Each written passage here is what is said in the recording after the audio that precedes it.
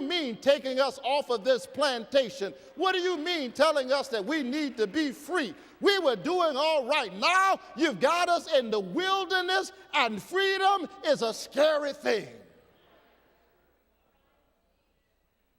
And that's the problem with some of you this morning. You're afraid of freedom. And you're upset about being in Egypt, but you're scared to leave. You want to be free, but in order to be free, you got to go through the wilderness. And so you don't know what to do because you see Pharaoh behind you. And at least that's familiar. Your future is in front of you, and that's unfamiliar. And the question is, do you trust God enough to go forward anyway? Do you trust God enough to say, I don't know what tomorrow holds, but I know who holds tomorrow?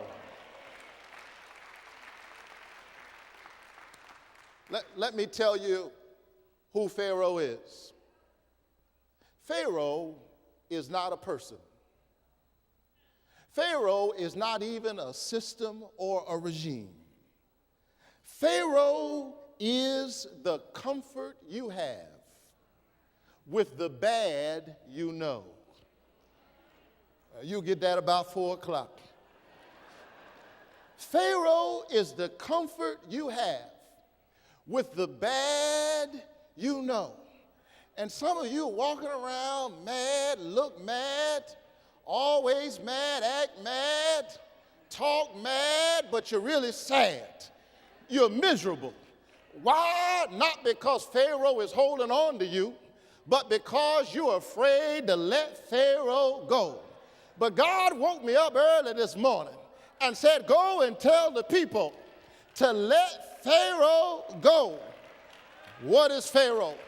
Pharaoh is a bad habit that is destroying you.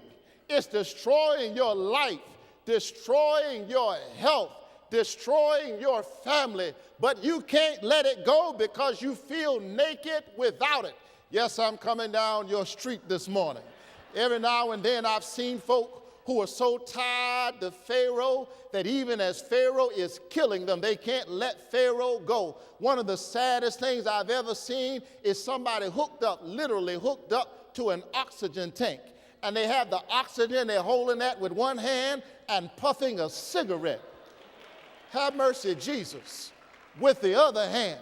Why? Because they can't let Pharaoh go.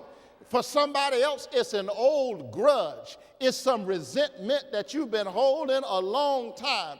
And you know what resentment is? Resentment is like drinking some poison and waiting on the other person to die. You'll get that next week.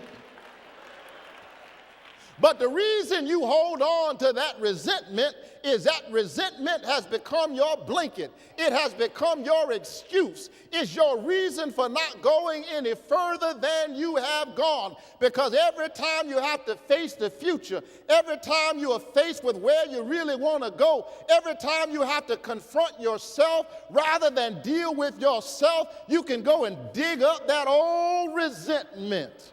I'm going to preach anyway. You can dig up that old grudge and say that the reason I am where I am and not where I want to be is because mama did this and daddy did that. And if woulda, coulda, shoulda, hadda done something different, I'd be in a different place. You ought to let go of that grudge, let go of that resentment, throw off that security blanket. You ought to let Pharaoh go.